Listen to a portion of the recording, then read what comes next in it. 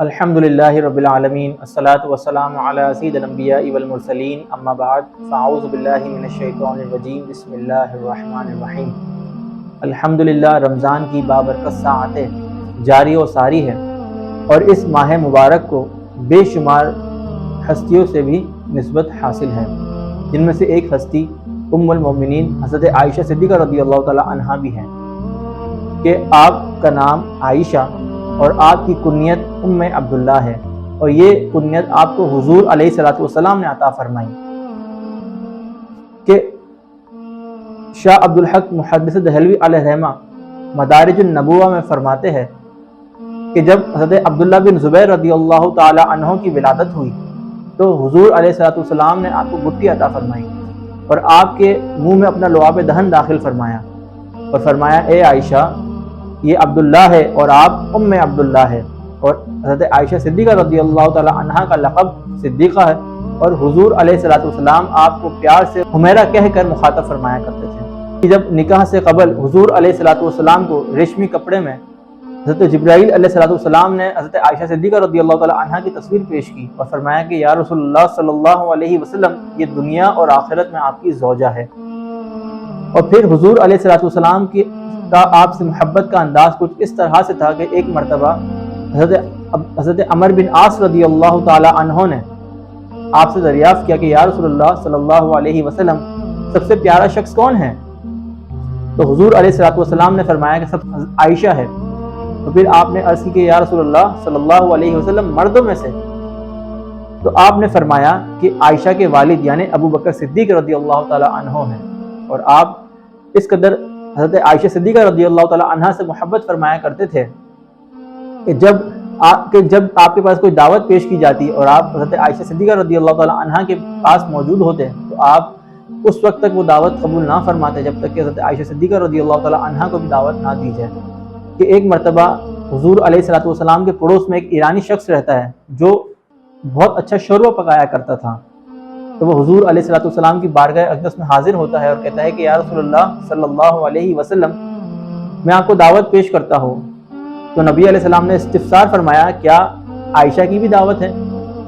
تو اس شخص نے کہا کہ یا رسول اللہ نہیں۔ تو نبی علیہ الصلوۃ والسلام نے اس دعوت کو قبول نہ فرمایا۔ پھر جب دوبارہ اس ایرانی نے دعوت دی تو نبی علیہ السلام نے استفسار کیا کیا عائشہ کی بھی دعوت ہے؟ تو اس شخص نے دوبارہ انکار کیا، تو نبی پاک علیہ السلام نے دوبارہ سے اس دعوت کو انکار کر دیا، قبول نہ فرمایا۔ جب تیسری مرتبہ اس شخص نے دعوت پیش کی تو نبی علیہ السلام نے استفسار فرمایا کیا عائشہ کی بھی دعوت ہے؟ تو اس شخص نے کہا جی عائشہ کی بھی دعوت ہے۔ تو حضور علیہ السلام اور حضرت عائشہ صدیقہ رضی اللہ تعالی عنہا دونوں ہاتھ تھامتے ہوئے اس شخص کے گھر تشریف لے جاتے ہیں۔ جب ایک مرتبہ ام المومنین حضرت عائشہ صدیقہ رضی اللہ تعالی عنہا آپ سے عرض کرتی ہے کہ یا رسول اللہ صلی اللہ علیہ وسلم آپ میرے لیے دعا فرمائیں، تو نبی علیہ الصلوۃ والسلام اللہ تبارک و تعالیٰ سے التجا فرماتے ہیں کہ یا اللہ عائشہ کے اگلے پچھلے ظاہری اور باطنی گناہوں کو معاف فرما دے۔ جب یہ دعا آپ سنتی ہے تو آپ اس قدر مسکراتی ہے کہ آپ کا سر آپ کی گود میں چلا جاتا ہے۔ تو حضور علیہ الصلوۃ والسلام آپ کی خوشی کا یہ عالم دیکھ کر فرماتے ہیں کہ اے عائشہ کیا تمہیں میری دعا سن کر خوشی ہوئی؟ تو حضرت عائشہ صدیقہ رضی اللہ تعالی عنہا فرماتی ہے کہ جی مجھے بالکل خوشی ہوئی۔ تو نبی پاک علیہ الصلوۃ والسلام نے فرمایا کہ اللہ کی قسم میں ہر امتی کے لیے ہر نماز میں یہ دعا فرماتا ہوں کہ آقا اپنی امت کے لیے ہر نماز میں دعا کرے، لیکن امت ایسے اعمال کو اختیار کرے جو حضور علیہ الصلوۃ والسلام کو ناراض کرنے والے ہوں۔ امت ایسے اعمال اختیار کرے کہ جو حضور علیہ الصلوۃ والسلام کو ناراض کرے، ان کی اطاعت سے دور کرے، بلکہ ہمیں تو ایسے اعمال اختیار کرنے چاہیے جو حضور علیہ الصلوۃ والسلام کے قریب کر دے اور حضور علیہ الصلوۃ والسلام کو راضی کرنے والے اعمال ہو۔ کیونکہ جو آقا ہمیں ہر نماز میں یاد کرے لیکن ہم امتی ہو کر اپنے آقا کو یاد نہ کریں تو بالکل یہ مناسب بات نہیں ہے۔ پھر حضور علیہ الصلوۃ والسلام حضرت عائشہ صدیقہ رضی اللہ تعالی عنہا سے اس قدر محبت فرماتے کہ جب صحابہ کرام علیہم الرضوان کو تحفے دینے کا ارادہ ہوتا تو صحابہ کرام علیہم الرضوان حضرت عائشہ صدیقہ رضی اللہ تعالی عنہا کی باری کا انتظار فرماتے اور پھر آپ کو تحفے تحائف بھیجتے اور اس کے ذریعے سے حضور علیہ الصلوۃ والسلام کی خوشنودی حاصل فرماتے۔ تو ایک مرتبہ حضور علیہ الصلوۃ والسلام سے ام سلمہ رضی اللہ تعالی عنہا نے عرض کی کہ یا رسول اللہ صلی اللہ علیہ وسلم آپ صحابہ کرام علیہم الرضوان سے فرمائیں کہ وہ باری کا انتظار نہ کریں اگر انہیں تحفے تحائف بھیجنے کا ارادہ ہو۔ تو نبی پاک علیہ الصلوۃ والسلام نے فرمایا کہ اے ام سلمہ، تم مجھے عائشہ کے بارے میں تکلیف نہ دو۔ تو پھر ام سلمہ رضی اللہ تعالی عنہ حضور علیہ الصلوۃ والسلام سے کہتی ہے کہ میں توبہ کرتی ہوں آپ کو تکلیف دینے سے۔ تو پھر تمام ام المؤمنین حضرت فاطمہ رضی اللہ تعالی عنہ کو حضور علیہ الصلوۃ والسلام کی طرف بھیجتی ہے۔ تو نبی علیہ الصلوۃ والسلام حضرت فاطمہ رضی اللہ تعالی عنہ سے کہتے ہیں کہ اے بیٹی، کیا تم اس سے محبت نہیں کرتی جس سے میں محبت کرتا ہوں؟ تو فاطمہ رضی اللہ تعالی عنہ نے فرمایا کیوں نہیں؟ فرمایا کہ عائشہ سے محبت کروں۔ پھر جب حضور علیہ الصلوۃ والسلام کا ظاہری وصال کا وقت قریب آیا اور آپ سخت علیل ہوئے، تو جب حضور علیہ الصلوۃ والسلام ہر بار یہ پوچھا کرتے کہ میری کل کہاں باری ہے، تو ام المؤمنین نے یہ جان لیا کہ آپ چاہتے ہیں کہ وہ حضرت عائشہ صدیقہ رضی اللہ تعالی عنہ کے پاس جائے۔ تو تمام ام المؤمنین حضور علیہ الصلوۃ والسلام سے عرض کرتی ہے کہ یا رسول اللہ صلی اللہ علیہ وسلم، آپ جہاں چاہے تشریف لے جا سکتے ہیں۔ پھر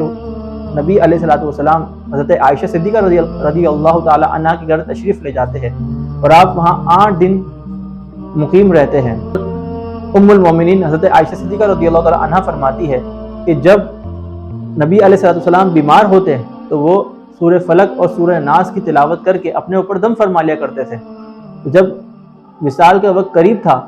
اور آپ بہت شدید علیل تھے، تو اس وقت میں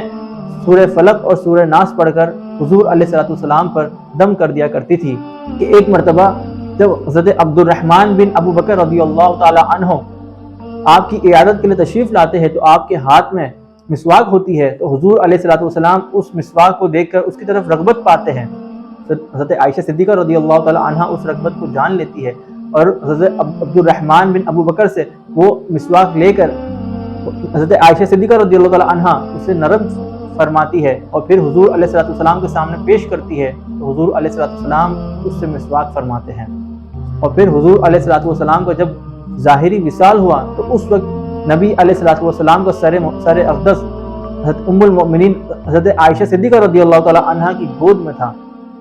اور پھر ام المؤمنین رضی اللہ تعالی عنہ کی بات کی جائے تو آپ کی سخاوت کی بات کی جائے یا آپ کی علم کی بات کی جائے، آپ فقیہہ بھی ہے، آپ مفتیہ بھی ہے، آپ محدثہ بھی ہے۔ اگر آپ کی سخاوت کی بات کی جائے تو آتا ہے کہ ایک مرتبہ ام المؤمنین حضرت عائشہ صدیقہ رضی اللہ تعالی عنہ کے بارگاہ میں 70,000 درہم آپ کو پیش کیے گئے، تو آپ نے تمام کے تمام درہم اللہ تبارک و تعالیٰ کی راہ میں خرچ کر دیے۔ اور ایک اور روایت میں آتا ہے کہ جب حضرت امیر معاویہ رضی اللہ تعالی عنہ نے 1 لاکھ درہم ام المؤمنین حضرت عائشہ صدیقہ رضی اللہ تعالی عنہ کو پیش کیے تو آپ نے تمام کے تمام اللہ تبارک و تعالیٰ کی راہ میں خرچ کر دیے۔ تو پھر آپ کی کنیز نے آپ کو یاد دلایا کہ آپ اپنے افطار کے لیے کچھ باقی رکھ لیتی، تو آپ فرماتی ہے کہ تم مجھے یاد دلا دیتی تو میں کچھ اپنے پاس بھی روک لیتی۔ یعنی آپ کی سخاوت کا عالم یہ تھا کہ آپ کے پاس کچھ موجود نہیں ہے، آپ کو اس چیز کا بھی علم نہیں، بلکہ وہ اللہ تبارک و تعالیٰ کی راہ میں خرچ کرنے کو زیادہ محبوب کرتے تھے۔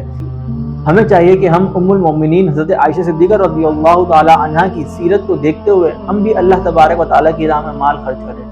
ہم سے جتنا ہو سکے ہمیں چاہیے کہ ہم وہ مال اللہ کی راہ میں خرچ کریں، چاہے وہ 1 روپیہ ہی کیوں نہ ہو، چاہے وہ 100 روپے ہی کیوں نہ ہو، کیونکہ اللہ تبارک و تعالیٰ رقم کو نہیں دیکھتا، اللہ تعالیٰ نیت کو دیکھتا ہے۔ اگر ہماری نیت صاف ہوگی تو اللہ تبارک و تعالیٰ ہماری نیتوں کے مطابق ہمیں اجر عطا فرمائے گا۔ پھر اگر آپ کے علم کے بارے میں دیکھا جائے تو صحابہ کرام علیہم رضوان فرماتے ہیں، ترمذی کی حدیث ہے کہ ہمیں اگر کسی مسئلے میں اشکال ہوتا، کوئی مسئلہ ہم نہ ڈھونڈ پاتے تو ہم ام المؤمنین حضرت عائشہ صدیقہ رضی اللہ تعالی عنہ کے پاس تشریف لے جاتے، پھر ہم وہاں پر ان کا حل پا لیتے۔ مفتی احمد یار خان نعیمی علیہ رحمہ مراد المناجی کی شرح میں لکھتے ہیں کہ اس سے مراد یہ ہے کہ جب کوئی مسئلے میں اشکال ہوتا صحابہ کرام علیہم رضوان کو، تو جب یا آپ ام المؤمنین حضرت عائشہ صدیقہ رضی اللہ تعالی عنہ سے کوئی حدیث پا لیتے یا کسی حدیث کی شرح پا لیتے اور اپنے اشکال کو دور فرما لیتے۔ حضرت ابو موسیٰ اشعری رضی اللہ تعالی عنہ فرماتے ہیں کہ مردوں میں کامل تو بہت ہوئے، لیکن عورتوں میں بی بی مریم اور آسیہ کے علاوہ حضرت عائشہ صدیقہ رضی اللہ تعالی عنہ ہیں۔ اور آپ فرماتے ہیں کہ نبی پاک علیہ الصلوۃ والسلام نے فرمایا کہ عائشہ کی فضیلت ایسی ہے جیسے تمام کھانوں پر سرید کی مثال ہے۔ سرید ایک عرب میں وہ مشہور کھانا اور وہ لذیذ کھانا تھا جس کے اندر شوربہ، روٹی اور بوٹیاں وغیرہ مکس کر کے ایک ساتھ اس کو پیش کیا جاتا تھا، وہ کھانا، یعنی نبی پاک نے فرمایا کہ تمام کھانوں پر جس طرح سے اس کھانے کو فضیلت ہے، اسی طریقے سے تمام عورتوں پر حضرت عائشہ صدیقہ رضی اللہ تعالی عنہا کو فضیلت ہے۔ حدیث میں بیان ہوا کہ ام المؤمنین حضرت عائشہ صدیقہ رضی اللہ تعالی عنہا محدثہ بھی تھی، فقیہہ بھی تھی، مفتیہ بھی تھی، تو ہمیں اس سے یہ معلوم ہوتا ہے کہ خواتین کی تعلیم کس قدر ضروری ہے۔ ہمارے یہاں کیا ہو چکا ہے کہ ہم یہ سمجھتے ہیں کہ اسلام خواتین کو تعلیم حاصل کرنے سے روکتا ہے، جبکہ دیکھا جائے تو حضور علیہ الصلوۃ والسلام کی جو 1/3 حدیثیں ہیں،